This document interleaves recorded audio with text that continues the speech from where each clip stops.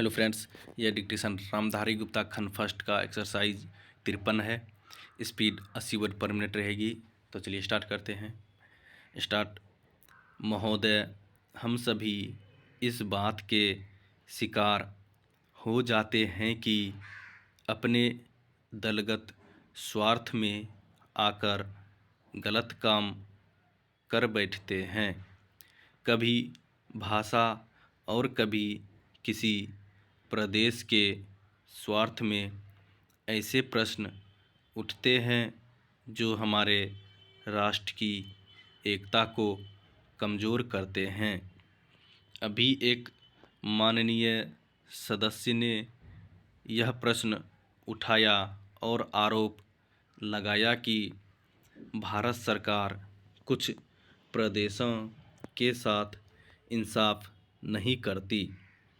भारत सरकार कुछ प्रदेशों के प्रति पक्षपातपूर्ण नीति अपनाती है।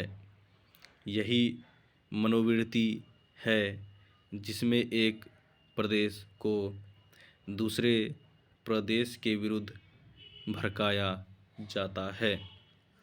एक जाति को दूसरी जाति के विरुद्ध खड़ा किया जाता है।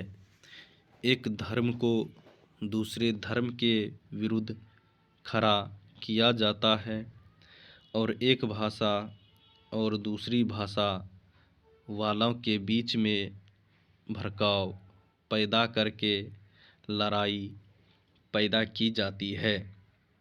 यही मनोवृत्ति है जिसको हमारे विरोधी दल के बहुत से लोग भड़काकर पैदा करते हैं। उनकी अपनी गलत नीतियों के कारण विशाल दृष्टिकोण नहीं होता है और वे ऐसे प्रश्नों को उभार कर अपना स्वार्थ सिद्ध करते हैं। स्पष्ट है कि ऐसे समस्त प्रश्नों का परिणाम हमेशा बुरा होता है। इसलिए मैं सभी राजनीतिक पार्टियों के नेताओं से अपील करना चाहूँगा कि जो प्रश्न हमारे देश के सामने हैं और जिन पर हम सबको चिंता हो रही है तथा जिनका हल निकालने की हम कोशिश करते हैं, उन तमाम प्रश्नों के ऊपर हम ठंडे दिल से विचार करें। श्री वाजपेयी ने एक अच्छी बात कही। उन्होंने कहा कि इन प्रश्नों का हल सड़कों पर नहीं होगा।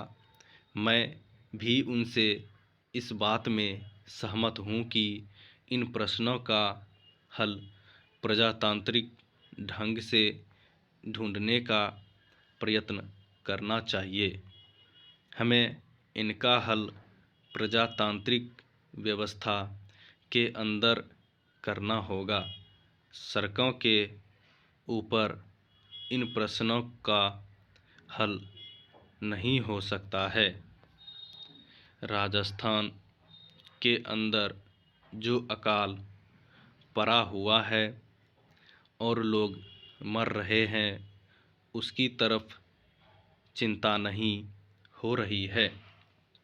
अब राजस्थान में जो संकट है और इस तरह के जो दूसरे प्रश्न हैं, उन पर हम लोग एक साथ बैठकर गंभीरता से विचार करें और उनका हल तलाश करें।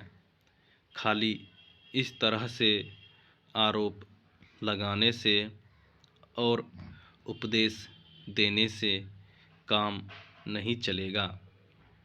इस देश के अंदर बंगाल में बाढ़ से जनता पीड़ित हो रही थी और उसको अनाज, कपड़ा और जीवन की रोज़मर्रा की आवश्यक सामग्री भेजने की कोशिश हो रही थी। स्टॉप।